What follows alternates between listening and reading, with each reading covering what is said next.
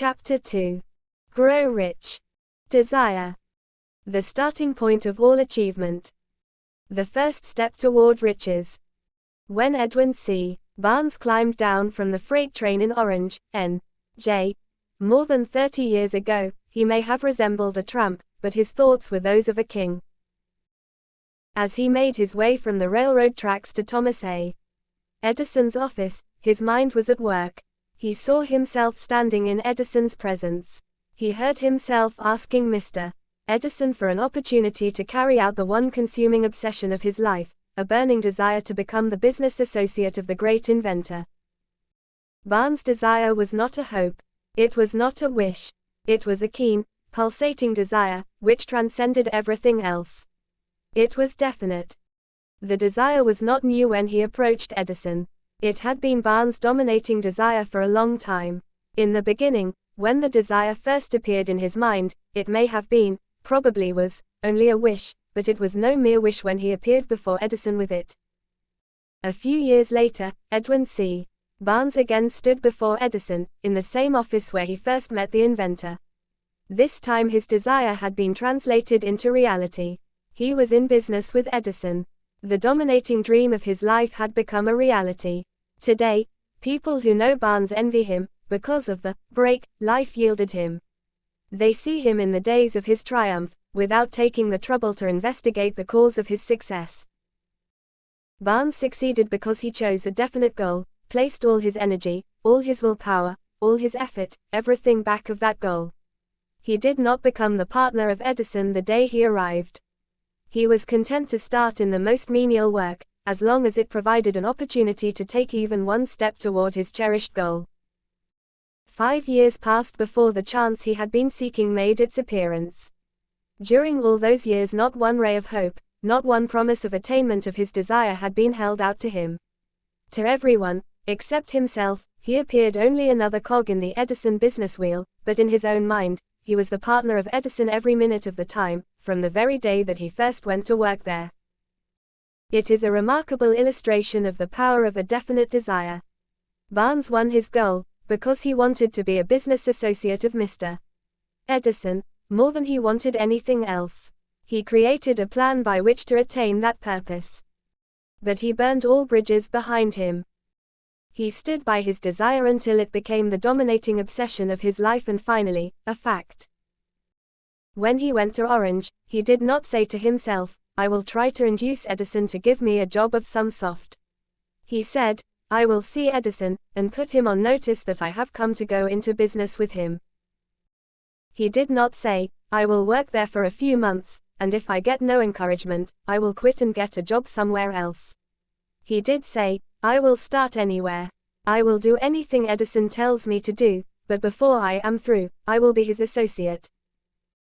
He did not say, I will keep my eyes open for another opportunity, in case I fail to get what I want in the Edison organization. He said, there is but one thing in this world that I am determined to have, and that is a business association with Thomas A.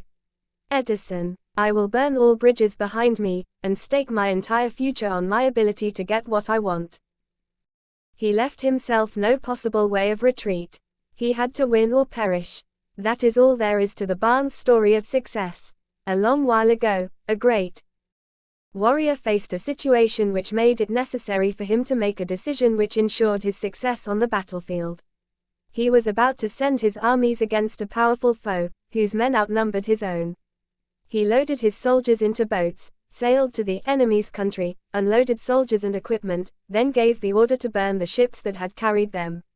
Addressing his men before the first battle, he said, You see the boats going up in smoke. That means that we cannot leave these shores alive unless we win. We now have no choice, we win, or we perish. They won. Every person who wins in any undertaking must be willing to burn his ships and cut all sources of retreat.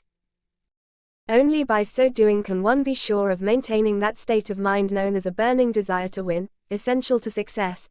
The morning after the Great Chicago Fire, a group of merchants stood on State Street, looking at the smoking remains of what had been their stores. They went into a conference to decide if they would try to rebuild, or leave Chicago and start over in a more promising section of the country. They reached a decision, all except one, to leave Chicago.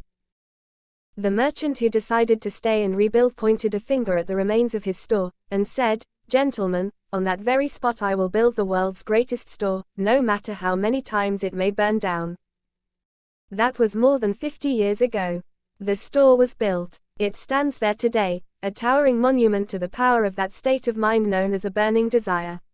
The easy thing for Marshall Field to have done would have been exactly what his fellow merchants did. When the going was hard, and the future looked dismal, they pulled up and went where the going seemed easier. Mark well this difference between Marshall Field and the other merchants, because it is the same difference which distinguishes Edwin C. Barnes from thousands of other young men who have worked in the Edison organization. It is the same difference which distinguishes practically all who succeed from those who fail. Every human being who reaches the age of understanding of the purpose of money, wishes for it. Wishing will not bring riches. But desiring riches with a state of mind that becomes an obsession, then planning definite ways and means to acquire riches, and backing those plans with persistence which does not recognize failure, will bring riches.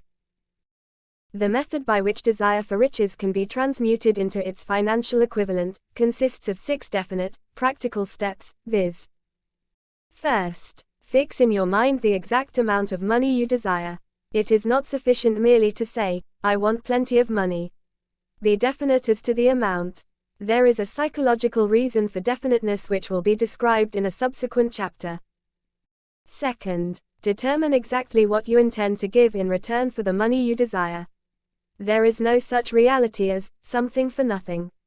Third, establish a definite date when you intend to possess the money you desire. E2 will be continued.